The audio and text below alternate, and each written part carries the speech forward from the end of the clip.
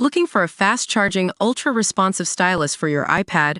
Meet the 2X Fast Charge Active Stylus Pen, designed for 2018 to 2025 Apple iPads. Take your creativity and productivity to the next level. Click the link in the video description to shop now on Amazon.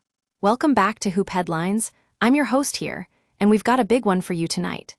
The New York Knicks just pulled off an epic comeback in Game 3 of the Eastern Conference Finals against the Indiana Pacers.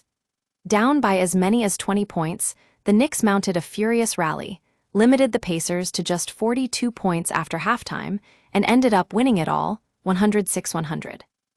That's right, folks, no team in NBA history has ever won a best-of-7 series after trailing 3-0.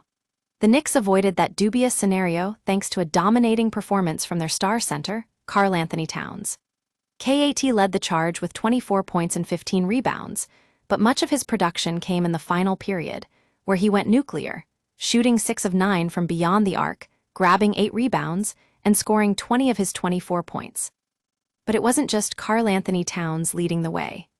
Coach Thibodeau made some crucial adjustments, finally giving Landry Shamet and DeLon Wright meaningful minutes, and it paid off.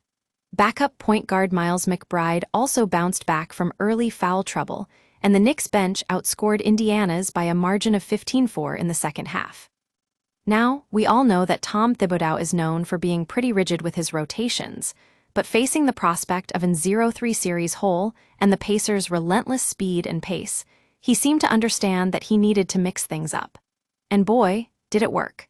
The Knicks bench was on fire, and it's clear that Thibodeau has finally figured out how to get his team playing with more depth.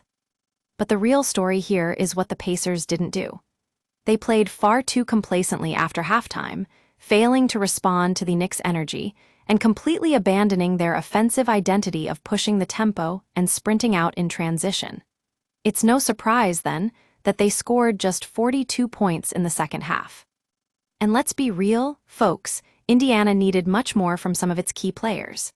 Aaron Nesmith and Andrew Nembhard combined to score just 17 points on 4 of 17 shooting, while Benedict Mathurin struggled to find his touch, going 0 for 1 in his reduced minutes. Meanwhile, the Knicks closed out quarters with authority, scoring 25-7 in the ends of the second, third, and fourth periods.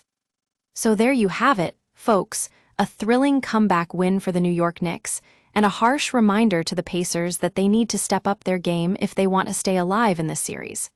That's all for tonight on Hoop Headlines. Thanks for tuning in.